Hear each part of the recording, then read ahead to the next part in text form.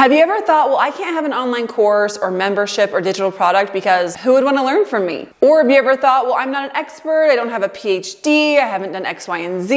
A lot of rhyming there. But in this video, I'm going to give you 5 reasons why you don't need to be an expert to get started today in your very own online course, a membership, or digital product. My name's Lindsey Shipley, and I started an online course business actually in my living room, and I built it by trial and error over 7 years, sold it for a multi-million-dollar exit, and I want to help you do the same. So let's get started. 5 reasons why you don't need to be an expert to get started today. First of all, I'd say that let's just address the elephant in the room. There's too many people out there today calling themselves an expert on a whim, giving themselves that name, putting it in their social media bios. So I think sometimes we get a lot of built up anxiety about, well, can I teach about something? I'm not an expert. You don't have to be an expert. You just have to know more than the person that you're going to teach. And I have a pro tip on this that actually you don't even have to know more about the other person before you start, a way that you probably have not even thought about, but we're going to get to that at the end. So make sure you stick around. So my number 1 reason, and I've said this before and I'll say it again, is that if you're proud of your first version, you launch too late. That's a quote from Reid Hoffman, the LinkedIn founder. But for me, it's just you can't wait on everything to be perfect or to have assurances that this is just going to be a huge success out of the gate or that your course is going to go viral. I have some other videos that talk about things that you can do and how to get feedback and iterate and make a forever product for scalability, but it's not going to be perfect out of the gate. So you have to start at the very best starting point, and the key is to press go and to launch. The number 1 reason why people aren't successful with online courses is they never get started. Literally, the very first time I launched my online course, which was very informative, amazing, transformative, but it wasn't highly robust, with a lot of images or video tutorials or things like that. But it did serve a certain set of the population that didn't have that knowledge. And when I sat down with my marketer and my coder for my website, they said, well, congrats, most people never even make it this far. They talk about launching a digital product or an online course for years, and they never actually press go. So you got to just get that first product out there, put it together, and press go and launch it.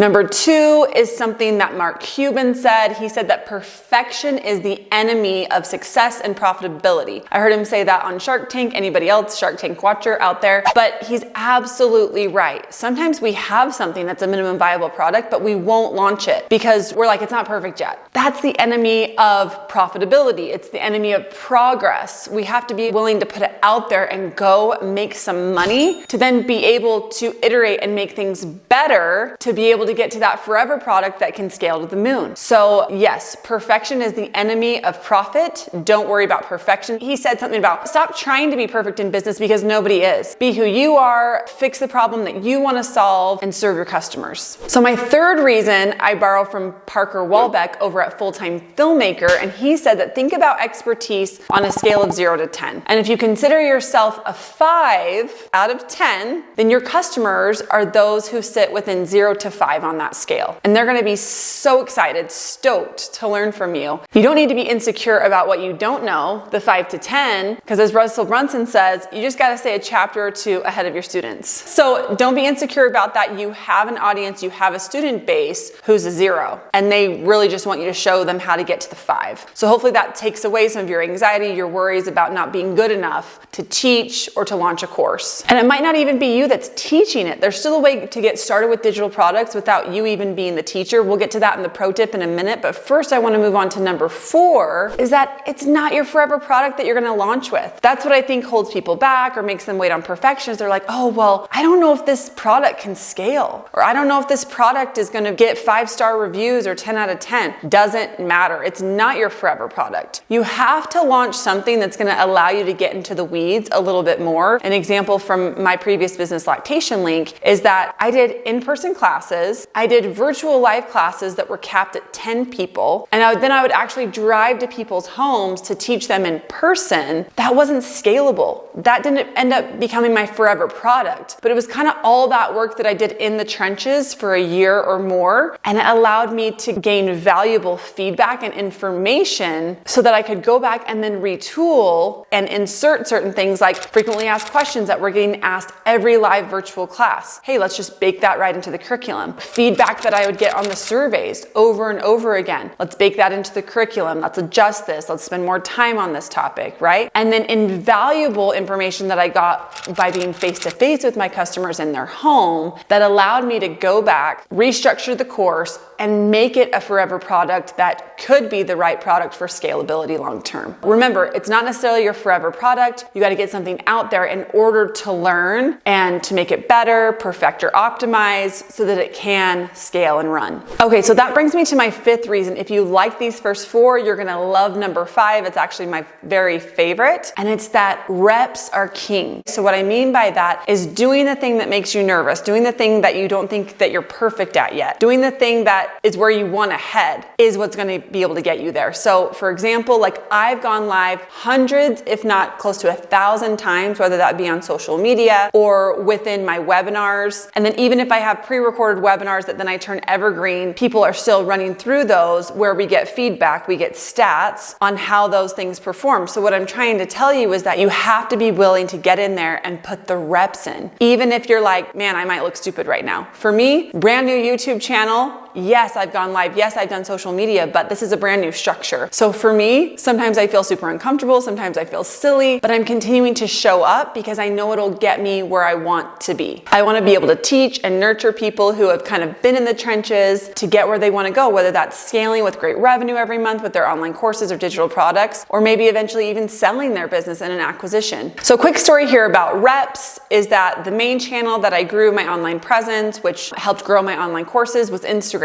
About 8 years ago, like my third Instagram post was a really ugly picture of oatmeal. And in the caption was great information. I was talking about how grains and oatmeal were an important part, of a woman's diet, but the image was super ugly and not attractive and was not going to get me a lot of people to click to the bio or do anything that should have been done. So my sister called me like maybe half hour after I posted and was like, that's really ugly. Like you can't post pictures like that. And I was really stubborn, was just like, oh, the pictures don't matter. The images don't matter. It's just the information, which was absolutely not true. So I was a little stubborn about it, but I took that note and I just kept showing up and I kept posting, which then led me to my feed looking like this, and then having my Instagram be one of the assets that was purchased in my multi-million-dollar acquisition. So reps matter. You'll learn as you go, but you really just have to keep showing up. So with that said, you kind of have to be willing to learn as you go and ask yourself the question, will I be more upset if I look silly or stupid or that I don't have it all together? Or will I be more upset if I save myself from that quote embarrassment, but I don't even try? For me personally, I'd be much more upset if I don't even try than if I end up looking silly a time or two. Even though there's a little bit of growing pains along the way, I would much rather be the one who's in the arena, trying, iterating, growing, getting better than the one who looks good sitting in the cheap seat. So as promised, here's my pro tip that let's say that you don't have anything that you want to teach, but you're super organized, you're willing to learn how digital products work from opt-in to fulfillment. You can reach out to an expert on a subject that you're passionate about or that you're interested in or that you find entertaining and say, hey, I'm going to take care of all the logistics. I just want you to show up and teach. I'm also going to do the marketing. Let's split everything 50-50. There's a lot of partnerships out there that work like that. So there's still a way to get started today, even if you're like, hey, I don't want to be the teacher, but I want to do everything else. And I want to learn the skill of digital products, online courses, and memberships. A great way to go about it. So see, we're all out of excuses. We have 5 reasons you can get started today. If you have a reason that's holding you back, let me know in the comments. Any other questions, make sure to hit subscribe and I'll see you next time.